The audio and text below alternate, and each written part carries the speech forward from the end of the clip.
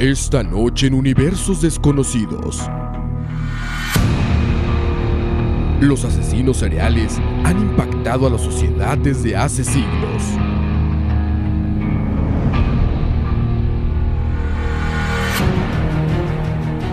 ¿Qué los motiva? ¿Qué factores hacen a alguien propenso a una psicopatía? Las historias reales son mucho más impactantes que la ficción. Asesinos seriales, monstruos de la sociedad. Bienvenidos esta noche a Universos Desconocidos.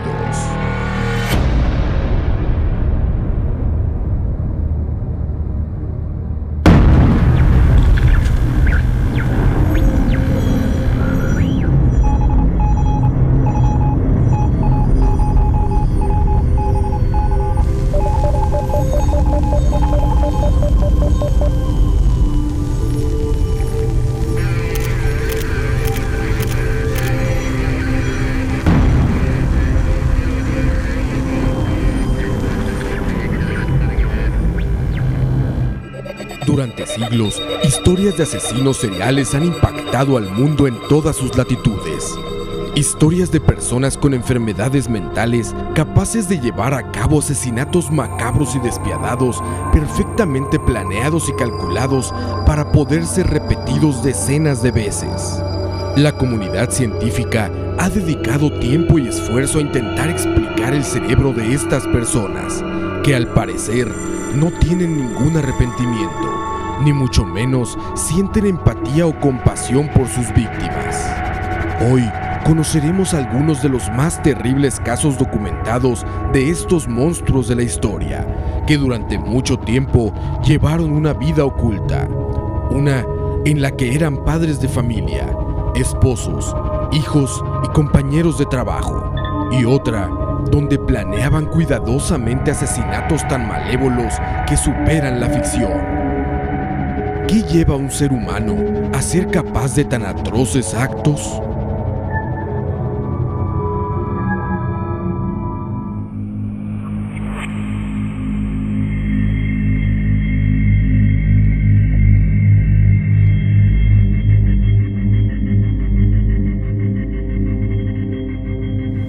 Muy buenas noches, bienvenidos otra vez más a Universos Desconocidos. El programa de hoy que hemos preparado tiene un tema un poquito complicado.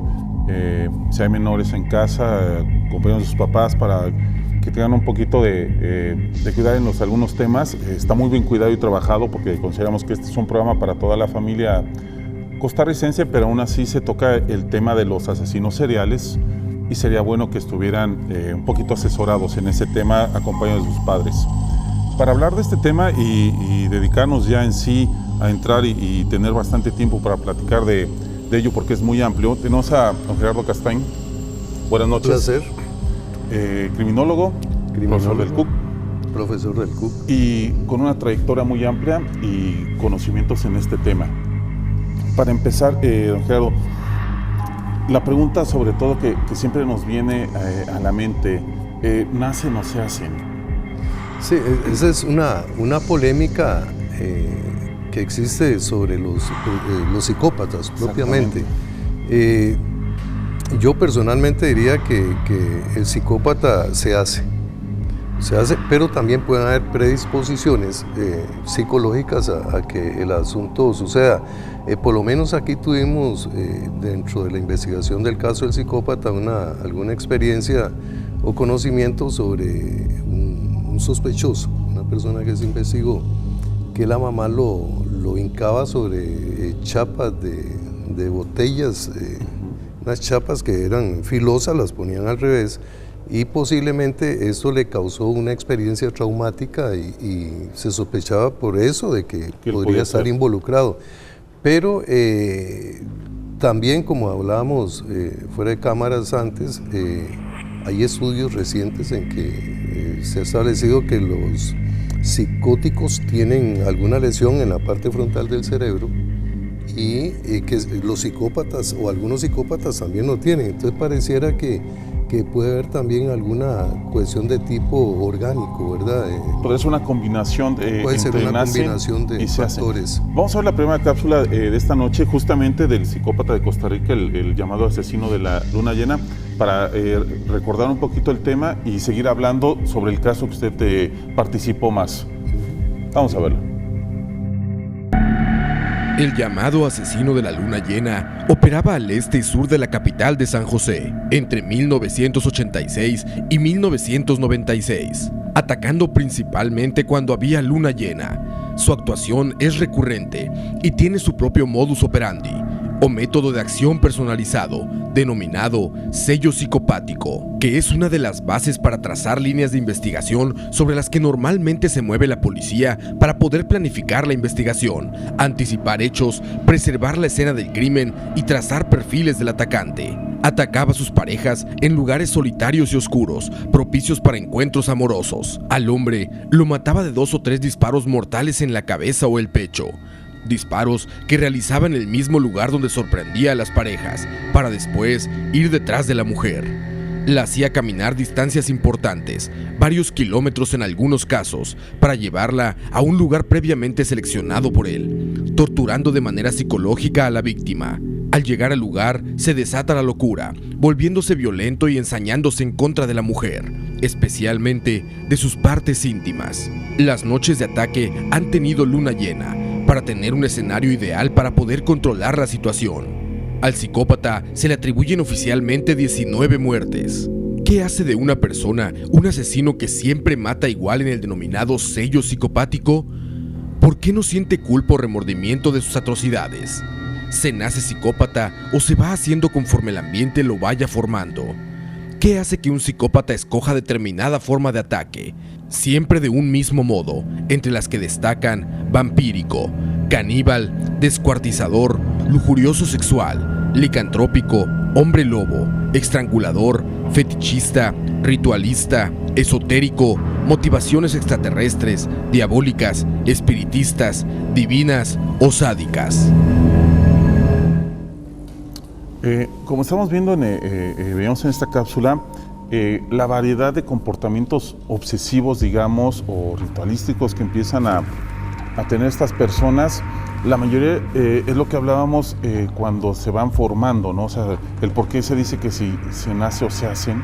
La mayoría en esta infancia, digamos, se van formando estas capas y capas de fantasías, de traumas, a lo mejor de obsesiones, a llevarlos al punto de quiebra, ¿no? A su primer asesinato. Y esa es la parte complicada, ¿no? El irse dando cuenta, ¿no? Sí, claro. Digamos, el asesino en serie tiene una connotación sexual, generalmente, no siempre. Pero si tomamos en cuenta también que el violador, o sea, más bien para el asesino, la violación no es un fin en sí misma, sino que es una forma de satisfacer necesidades de tipo no sexual, sino psicológica. Entonces ahí hablamos, por ejemplo, de la furia, la venganza, la reafirmación del poder, el poder, manifestar el poder y, bueno, la venganza en sí mismo. Entonces, de ahí donde vienen estos nombres del comportamiento. Pero debemos de tomar en cuenta, bueno, primero que el asesino en serie tiene una connotación sexual y que casi todos los asesinos en serie son psicópatas. No todos los psicópatas son asesinos. Entonces, claro, hay que hacer la diferencia, es un poquito complejo. Casi todos tenemos rasgos psicopáticos y algunos psicópatas no llegan a matar. En eso también es importante hacer una división por el número de víctimas. Y tenemos entonces que el asesino en serie es el que mata a más de 3 víctimas en distintos tiempos. De hecho, en investigación criminal, para establecer que hay un asesino en serie, tenemos que esperar hasta que haya un tercer caso para establecer que hay factores comunes, porque todavía con el segundo podría haber una coincidencia. Claro. El asesino en masa es el asesino que mata a más de 10 personas en un solo acto y generalmente tiene una connotación política terrorista. Y está el asesino múltiple, que es el que mata a personas sin connotación sexual y no por terrorismo. Tuvimos, por ejemplo, un caso de un exguerrillero que le decían Managua, que asaltaba supermercados mató como a 5 pulperos. Es un asesino múltiple, pero no es un asesino en serie. Claro, es lo difícil, digamos, en entender estas mentes, porque lo que hablamos, no todos los violadores son asesinos seriales, no todos los asesinos seriales son violadores, y forman una mente o se forman una mente, una personalidad muy compleja, difícil de entender, como lo dices, porque sobre todo tienen esa característica sexual, pero no simplemente el acto sexual, muchas veces es lo que rodea el acto sexual, el cómo lo hacen o el cómo lo terminan, o lo que lo satisface, el fetiche, o el simplemente el recuperar un trofeo, ya sea una fotografía, una prenda, no solo el hecho. Entonces eso los va llevando en un proceso bastante macabro, digamos. Y los individualiza, les da una personalidad. De hecho, el término asesino serial empieza a utilizarse más o menos en 1970 con un caso de Ted Bundy, pero ya en 1930 en Alemania hubo un policía que utilizó el término también, lo acuñaban. El asunto con los psicópatas, o por lo menos con este caso del psicópata, es que efectivamente pueden empezar robando, por ejemplo, cometiendo pequeños robos más grandes. Lo voy a interrumpir, Gerardo, para irnos a nuestro primer corte, para regresar en el segundo bloque y empezar a desmenuzar esos rastros, digamos, que uno puede ir identificando en la infancia, en esa etapa de formación, para ir entendiendo estas mentes. Vamos al primer corte, regresamos con más Universos.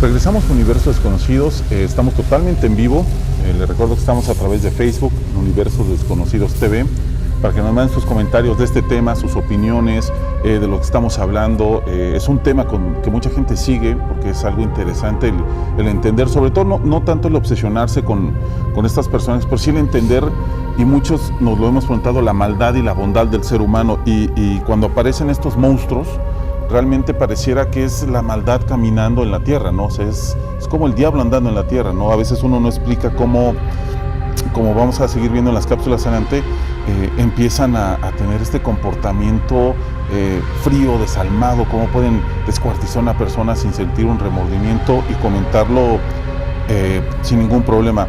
Quiero que vamos a ver esta cápsula que preparamos para ir subdividiendo al parecer nuestro, algunos tipos de asesinos seriales, para que don Gerardo acá con su experiencia nos comente y nos apoye, digamos, en estos temas. Vamos a ver esta cápsula, regresamos. Asesinos psicóticos. ¿Quiénes son los asesinos psicóticos? ¿Qué impulsa su violencia y qué los hace peligrosos? Las creencias del psicópata son intensas. Son asesinos enajenados sin conciencia de lo que es real y de lo que no lo es. Sus convicciones son intensas, rigiendo sus acciones. Pueden originarse de manera simple, pero pueden evolucionar también a una idea compleja y difícil de manejar. Normalmente no son conscientes de sus terribles acciones. Asesinos terribles como Arthur Shawcross, quien atacaba prostitutas, dejando sus cadáveres en el bosque, estrangulándolos y en algunos casos decapitándolos, mutilándolos o con los genitales cercenados. Entre 1988 y 1990 se encontraron más de una docena de cadáveres. Fue capturado y sentenciado a 250 años de prisión. How did you kill her? Probably strangulation. Do you remember killing her? Yeah, possibly. We're not going into details here. How do you know when they're dead? More or less after they just relax. The body relaxes, doesn't fight no more. It only takes about 4 minutes, probably. Sometimes less than that. I guess I could say I was enjoying myself. She was found with her head removed. That's right. How did that happen? Easy, just pick it up and move it.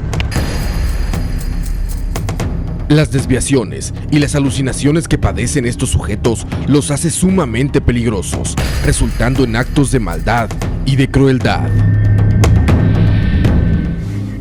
Esto que estamos viendo, digamos, es lo que más miedo causa de estas personas? La frialdad cuando se les entrevista, cuando se les interroga, con la que comentan sus actos, como destapar una soda, como abrir una lata de comida, como comenta, simplemente la levanté y se la quité, ¿no?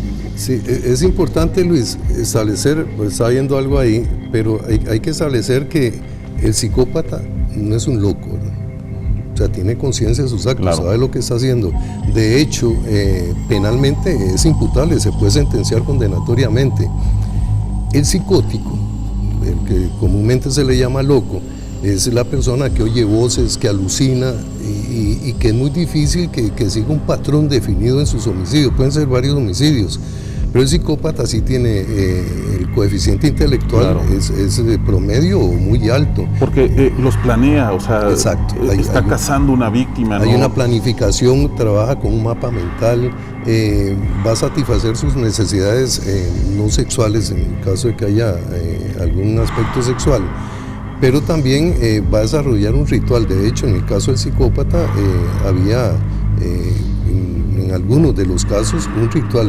Por ejemplo, en uno de los casos captura una pareja en un lugar que se llama el Parque de la Amistad en Curriabat, mata al hombre, lo mete en un charral, a la mujer la mata en otro lugar y un mes después vuelve a capturar otra pareja en el mismo lugar, lleva al hombre, lo mata y lo pone encima del otro cadáver ya podrido. O sea, ahí tiene que haber claro, un mensaje o algo, una satisfacción para él, y la mujer la lleva a otra, la misma finca donde mató a la otra, y esos sí son patrones criminales definidos que no los podría hacer un psicótico, digamos un loco, sí, porque va a ser más desordenado. Reaccionan de manera aleatoria. De hecho, yo le comentaba que había encontrado algunas definiciones y me parecían muy curiosas de cómo dividían a los asesinos, que algunos los dividen al parecer como compulsivos, que podrían ser esto, los que no planean, simplemente sucede al momento de escuchar voces hay muchos que Dios les ordena en su voz, digamos, o que serían el perro de un vecino, son psicóticos, ¿no? Y los otros que los definen, que son los predadores, sí, que son los que analizan, cazan, victimizan, no siempre. Normalmente tienen una forma, como comentábamos, siempre pueden ser mujeres rubias de una cierta edad o ciertas personas, digamos, gente de color, homosexuales. Entonces empiezan a tener un patrón muy definido y muy planeado comunes, ¿verdad? Las víctimas van a representar algo para él. En el caso del psicópata, por ejemplo, y está bien lo que dijo usted al principio, que si hay menores, que los padres los orienten, porque sí, este criminal o estos criminales, porque sí podría ser uno que sea el psicópata y otros que tengan una personalidad satélite que le ayuden a cometer los crímenes. Pero sí, era atroz, ¿verdad? Lo que hacían era atroz. Eso es difícil incluso verlo en una película, porque habían lesiones genitales terribles, ¿verdad? Pero aparte de eso se llevaban un trofeo. Entonces, ese trofeo es lo que les va a permitir vivir la misma situación sin correr el riesgo de que los capturen. O sea, ya eso demuestra cierto nivel de inteligencia. Está reviviendo, digamos, la fantasía macabra, pero fantasía al fin. Vamos a ver el siguiente video que preparamos hablando de estos asesinos. Tratamos de buscar algunos que reflejaran este carácter y para poder entender esta mente. Vamos a verlo. Jeffrey Dahmer, mejor conocido como el monstruo de Milwaukee, fue un asesino serial condenado por acabar con la vida de más de 16 personas entre 1978 y 1991. Las características que hacen de Dahmer uno de los más monstruosos delincuentes son la práctica de necrofilia y conservación de cuerpos de sus víctimas, con quien incluso dormía y guardó durante años. Dahmer seducía a jóvenes gay afroamericanos por medio de engaños e invitaciones sexuales. Después los convencía de posar para fotos desnudos mientras les invitaba tragos a los que previamente había mezclado con pastillas para dormir. Una vez inconscientes, los asfixiaba y satisfacía sus fetiches sexuales con los cuerpos. Dahmer solía tomar grotescas fotografías de los cuerpos desmembrados de las víctimas, los cuales después disolvía en ácido a excepción excepción de las cabezas o los genitales, que preservaba en el congelador de su cocina. Dahmer fue arrestado el 22 de julio de 1991, después de que una de sus víctimas lograra escapar con vida y regresar a la casa de Dahmer junto con la policía. Al ser arrestado, Dahmer solo dijo: "Por lo que hice, debería estar muerto". Después de su arresto, fue enjuiciado y el veredicto fue de condena de 16 cadenas perpetuas. Sin embargo, en noviembre de 1994, fue asesinado a golpes en las regaderas de la prisión por un reo condenado también a cadena perpetua. Para mí este ejemplo, el de Jeffrey Dahmer, es uno de los a mí más impactantes. De hecho, cuando estuvimos elaborando las cápsulas hay que investigar, hay que ver. Les comenté que el programa iba a ser un poco fuerte con algunas imágenes, pero es interesante saber y conocer la verdad, sobre todo porque veníamos hablando del primer bloque que me gustaría retomar ahorita, el cómo darnos cuenta, no porque nuestro hijo, nuestro amigo o nuestro pariente cercano se vaya a terminar siendo un monstruo como estos, pero sí darnos cuenta de algunos comportamientos que pueden ser considerados peligrosos en muchos niños, que se repiten en la mayoría de estas personas, como lo habíamos platicado, como el maltrato a animales, como algunas obsesiones con cosas macabras, algunas obsesiones o fantasías sexuales ya muy fuertes, digamos, un poquito depravadas. Y esos niños empiezan a crecer y sobre todo lo empiezan a guardar, ¿no? Tienen muy poca comunicación con los padres o con los amigos sobre estas fantasías. Sí, son generalmente retraídos en una situación normal, pero cuando es necesario sí van a ser personas comunicativas. Lo único es que los actos sí van a ser extremos. Por ejemplo, todos cuando estamos pequeños andamos algunos con una flecha matando pajarillos y algunos tal vez abren una ranita ahí normal, para ver. ¿no? Sí. El problema es cuando se vuelve la obsesión. Sí, exacto, ya es obsesivo, es un comportamiento obsesivo, por ejemplo, de no sé, agarrar un gato, amarrarlo vivo y dejarlo a ver cómo funciona por dentro, ser agresivos con las otras personas, ya son situaciones en que los padres sí deben de ponerle atención. Hay un estudio ahí, se establecía que hay muchos padres que por cariño agarran los niños pequeños y los sacuden, digamos. Le hacen el efecto latigazo por cariño, y eso sí le puede producir lesiones en la cabeza y podría ser que desarrollen una personalidad psicopática. De hecho, lo que hablábamos los estudios que refieren a eso, que en la parte frontal del cerebro, digamos que tenemos el freno de esas acciones. Normalmente las personas que sentimos de vez en cuando ira, violencia, un mal día, uno dice, va uno ahí atorado en el tráfico y dice, me voy a bajar y voy a matar a todos, ¿no? Pero esa parte del cerebro funciona y dice, no, o sea, no vas a matar a nadie, ¿no? O sea, tú no estás hecho para matar. Controles inhibitorios. Esas partes que se dañan en muchos de estos asesinos seriales no existen. Simplemente no les dice su cerebro, está mal, está bien, no puedes hacerlo. Simplemente lo piensan y dicen, quiero matar, y el cerebro dice, sí, adelante, ¿no? El asesinato tiene 4 etapas. La primera etapa es la planeación, la planificación del asesinato, en donde el asesino empieza a generar todas sus fantasías, planifica cómo va a realizar todas esas fantasías. La segunda etapa es el asesinato en sí, donde vuelve realidad las fantasías. La tercera etapa es la eliminación del cadáver. Ellos ya saben qué van a hacer con el cadáver. Y la cuarta etapa es el comportamiento posterior. Hay muchos casos, y hay un caso reciente de un ex juez en donde estas etapas, bueno, la mayoría se ven. Hubo un problema con la eliminación del cadáver, pero ese comportamiento normal de sufrimiento, sabiendo él mismo que él era el asesino. Entonces, esta división de las etapas nos ayuda mucho a la hora de investigar un caso de un asesino en serie. De hecho, comentábamos el caso reciente, lamentablemente, que sucedió en Palacio de Cartago. Yo por lo que poco conozco, pero y he visto en los medios, este joven tiene para mí ciertas características un poco, digamos, no de un delincuente común, ¿no? Alguien que simplemente asalta y punto, ¿no? Normalmente no se deshacen de un cadáver, ¿no? O sea, no planifican el deshacerse, el enterrarlos.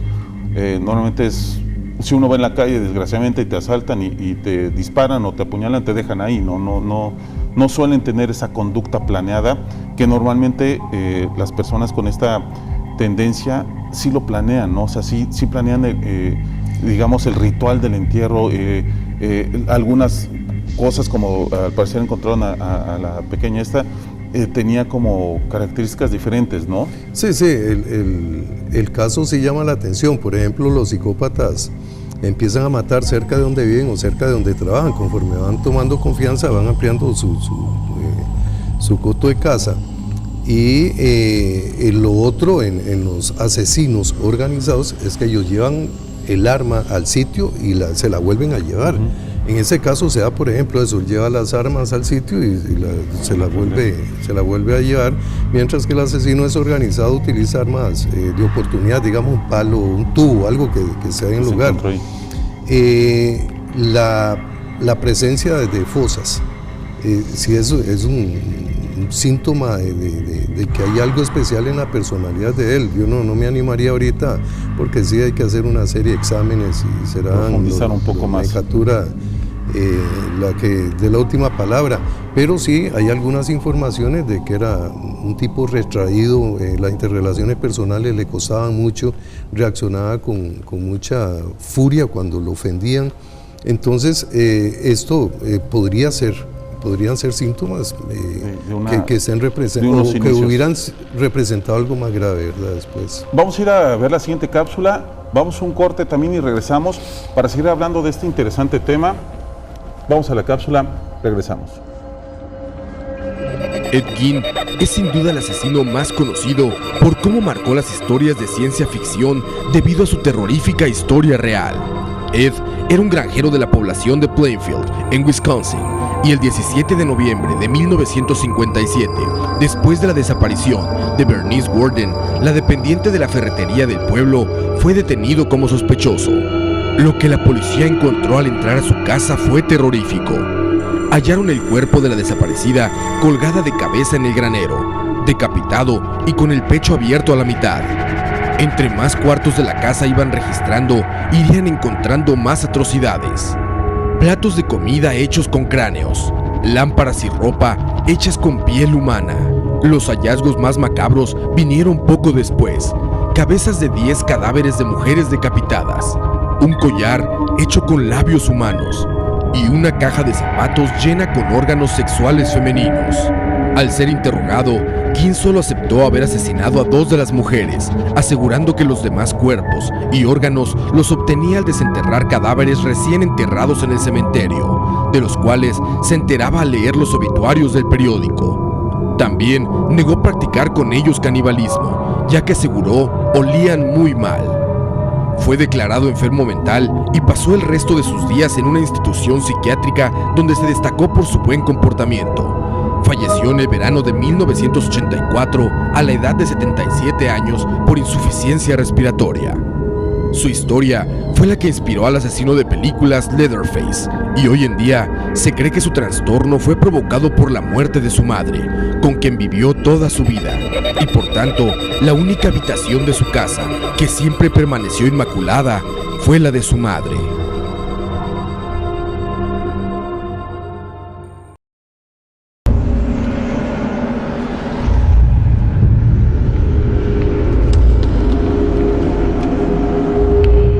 Top 10. Las mujeres más malvadas del mundo. 10.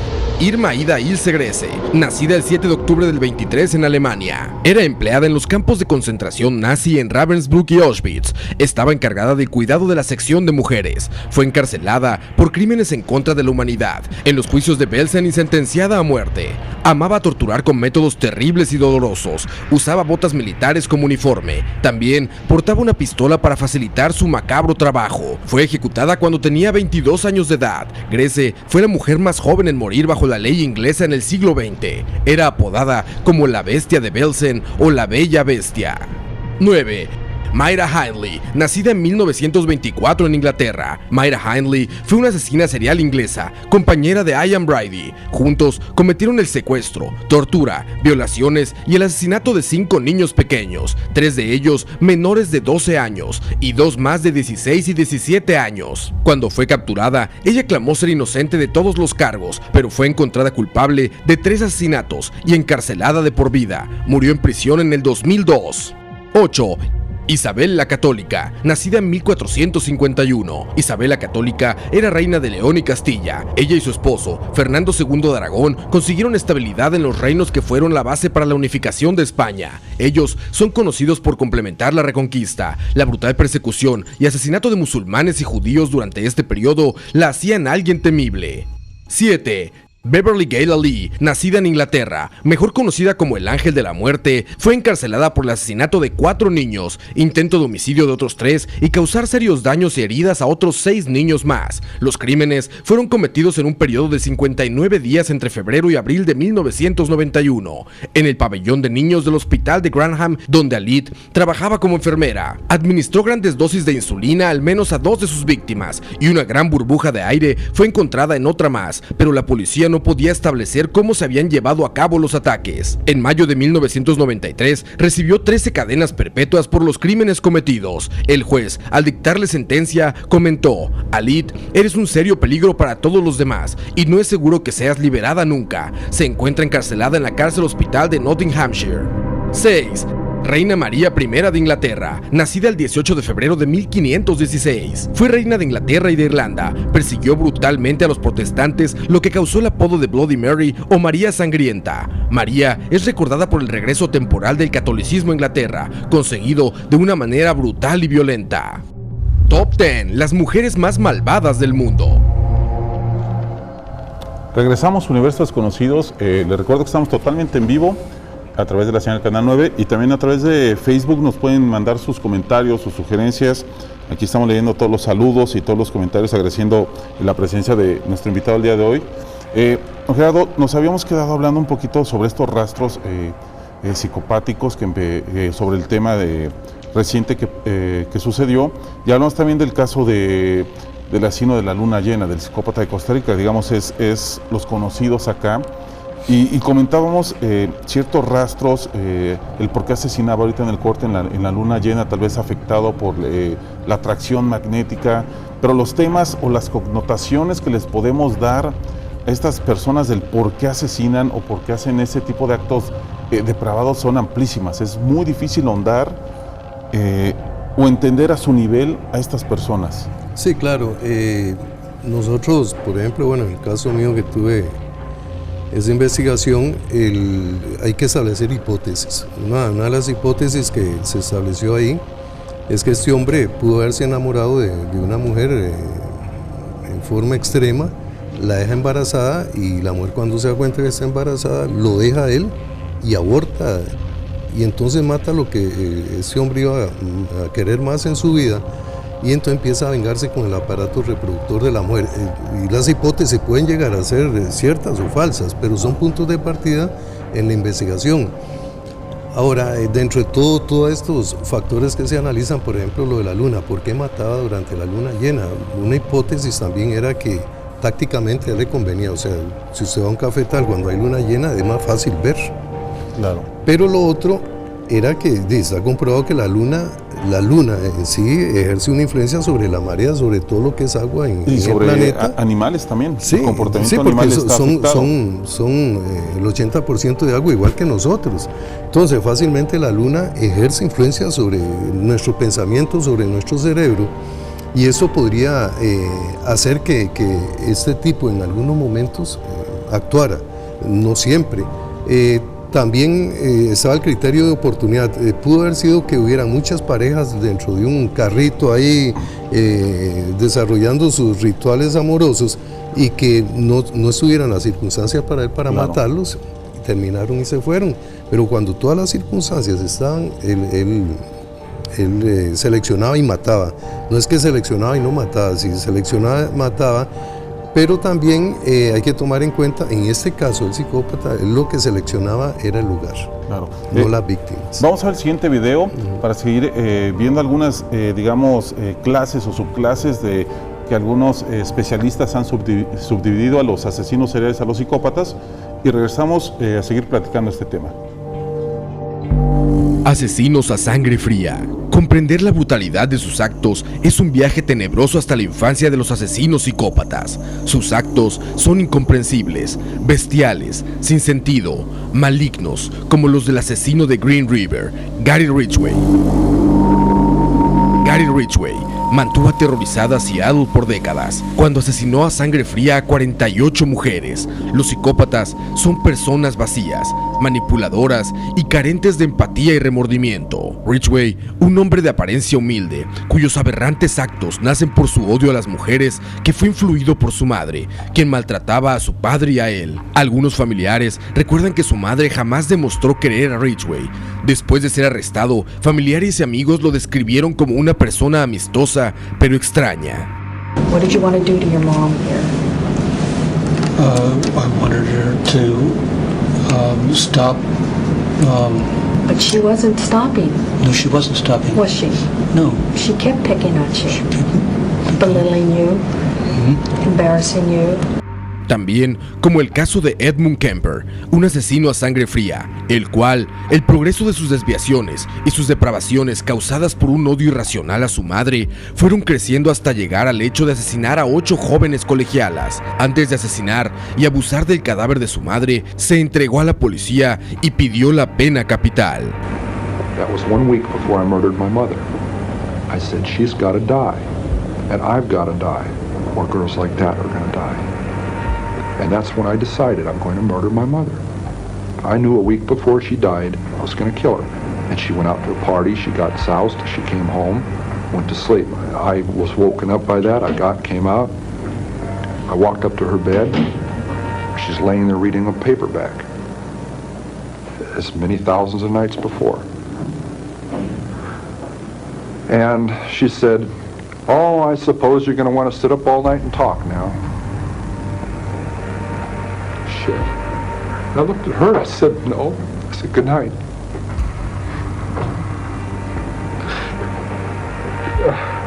And I knew I was going to kill her.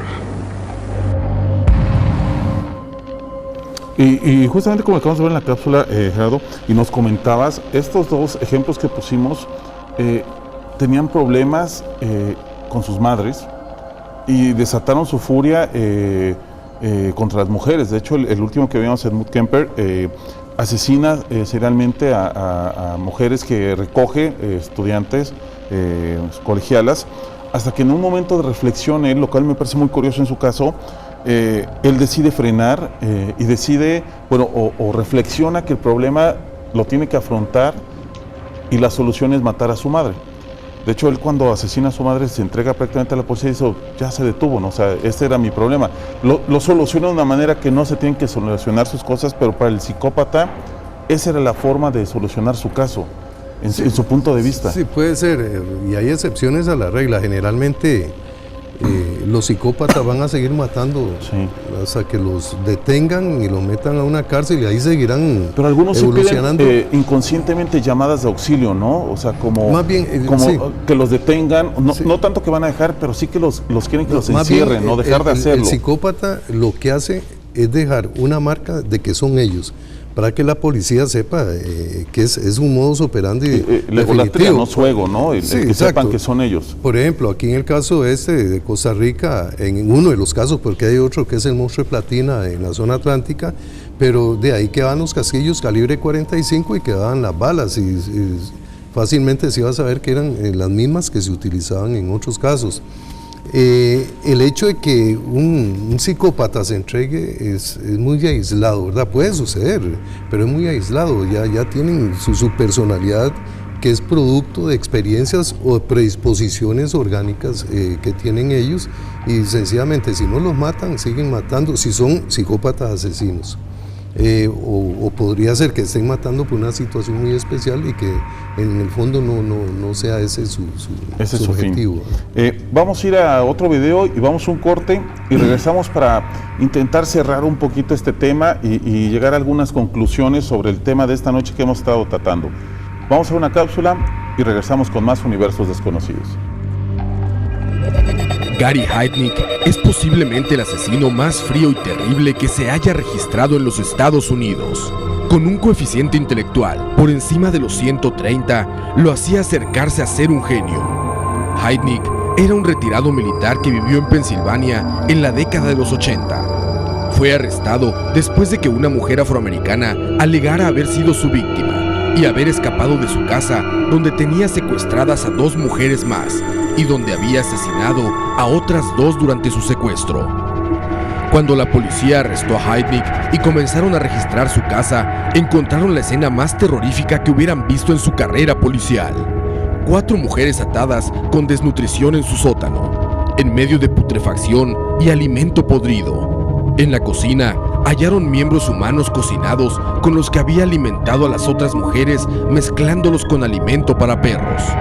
La historia que describió una de las sobrevivientes, Josefina Rivera, es atroz, ya que describió abusos sexuales de todo tipo hacia las mujeres, además de que las obligó a observar y a participar del asesinato de 2 de ellas. Una ahogada colgada boca abajo y otra electrocutada en una fosa con agua. Heidnik fue sentenciado a muerte y aunque intentó suicidarse en su celda, en abril de 1987, los doctores lograron salvarlo. Sus últimos años fueron en absoluto aislamiento y soledad, debido a su alta peligrosidad, y en 1999 fue ejecutado por inyección letal. Heidnik es posiblemente el asesino serial más malvado de la historia. Dennis Rader, un asesino que nos recuerda inmediatamente programas de investigación policíaca y detectives, el llamado asesino BTK. Rader parecía un padre de familia común de Park City, un suburbio en Wichita, Estados Unidos, donde trabajaba para una compañía de alarmas de casa. En enero de 1974 cometió su primer asesinato, a los que él llamaba proyectos, cuando intentaba asesinar a una madre y a su hija en su casa para satisfacer fetiches sexuales. Sin embargo, se encontró con el esposo y su hijo menor, a quienes, para que no lo identificaran, asesinó de igual manera asfixiándolos. Ese mismo año, acabó con la vida de otra mujer en su hogar, dejando como marca distintiva la ropa interior de su víctima al lado de su cuerpo. Rader nunca abusaba sexualmente de sus víctimas, solo satisfacía su necesidad utilizando su ropa interior para masturbarse. Durante 13 años, Rader continuó una serie de asesinatos que llegó hasta 10 víctimas, siempre escogiendo como víctimas mujeres, asfixiándolas y robando sus pertenencias personales. Durante estos 10 años, Rader mandaba cartas a la policía, explicando con detalle cómo había asesinado a sus víctimas, mandando incluso fotos de los cuerpos e identificaciones y cosas que les robaba. A pesar de estas cartas, a la policía le era imposible rastrearlo o identificarlo. Incluso, un día el mismo Rader llamó por teléfono para avisar a la policía del asesinato, revelando por fin su voz. Aún así, no fue hasta febrero del 2005 que, después de seguir enviando cartas y fotografías de sus víctimas a la policía, Rader cometió el error de mandar un disquete de computadora con fotos de las escenas del crimen de sus antiguos asesinatos. La policía rastreó el origen de la computadora donde se generó el disquete y la encontró en la iglesia luterana de Wichita, a donde Rader asistía y era la persona que utilizaba ese equipo. Después de su arresto, Rader confesó abiertamente y muy calmado todos los asesinatos y hasta parecía tener orgullo en describir cómo los había llevado a cabo. Actualmente, cumple cadena perpetua en los Estados Unidos.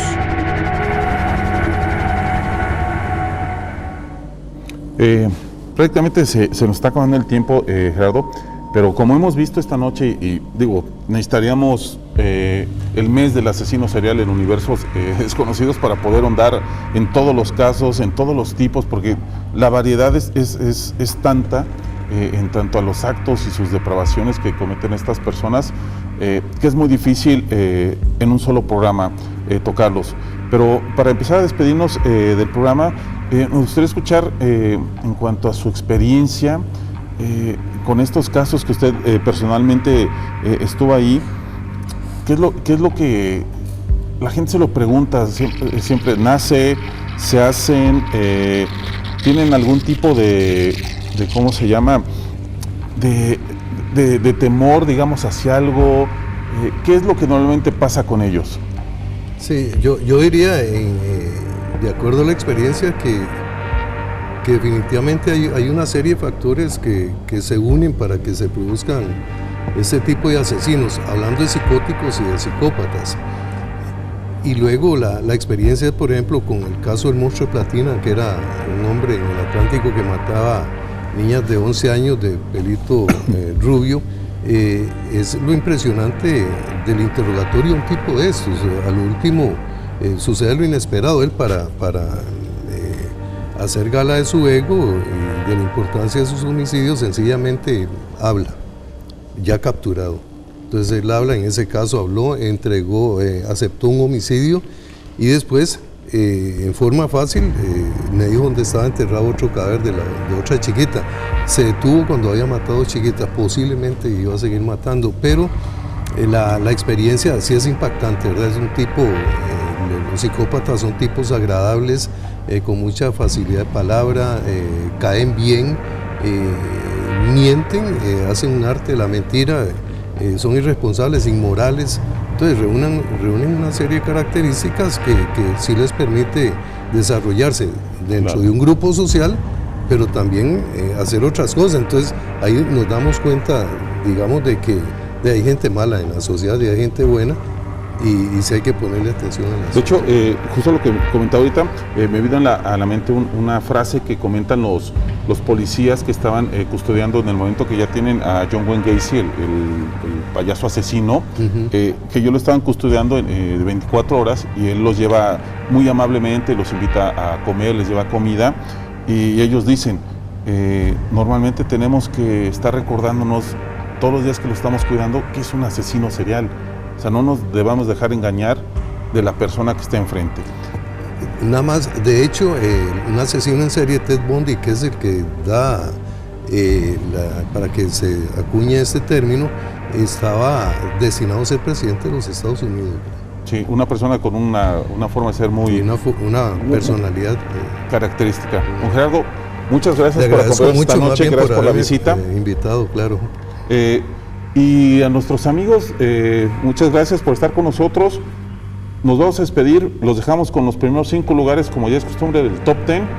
Y nos vemos el próximo jueves a las 9 de la noche. Y recuerden, los sábados también estamos a las 8 de la noche. Muchas gracias.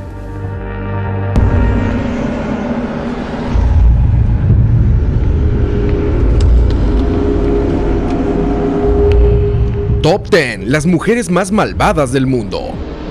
5. Belle Hughes, Estados Unidos. Con una altura de 1,80 y más de 90 kilos de peso, era una mujer físicamente imponente. Belle Hughes fue una de las más degeneradas y productivas asesinas seriales de la historia de los Estados Unidos. De descendencia noruega, tenía un carácter fuerte e impositivo. Se cree que asesinó a sus 2 esposos y a todos sus hijos durante su vida. También asesinó a todos sus amantes, novios y a sus 2 hijas, Myrtle y Lucy. El motivo, avaricia pura. Pólizas de seguro y objetos robados a las víctimas fueron su forma de vida. Durante varias décadas llegó a asesinar a más de 20 personas, con algunas cifras exageradas que dicen que más de 100.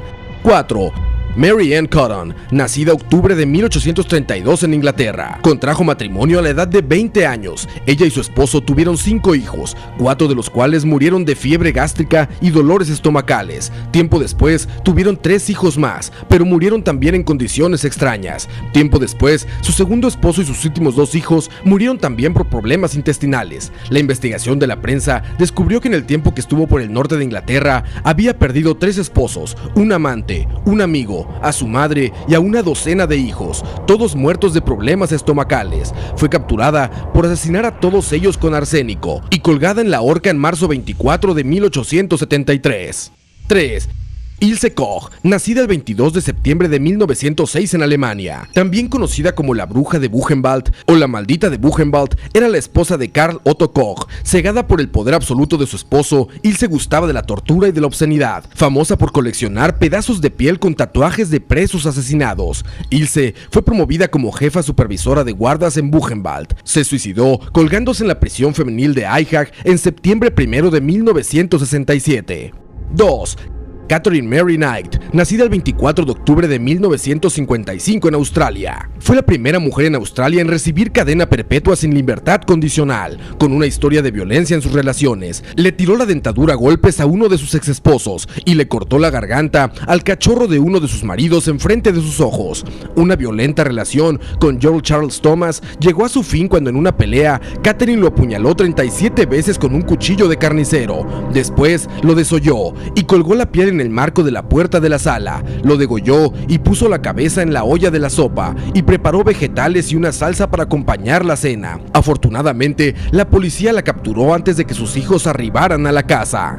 1. Nacida en 1560, la famosa condesa Elizabeth Bathory era una noble de la familia Bathory del reino húngaro. Ella ha sido etiquetada como la asesina serial más prolífica en la historia. Aunque el número de asesinatos aún está en debate, se cree que fueron más de 100, dándole el sobrenombre de la Condesa Sangre.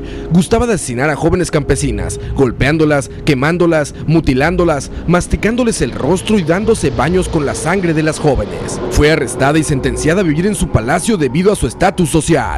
Top 10. Las mujeres más malvadas del mundo.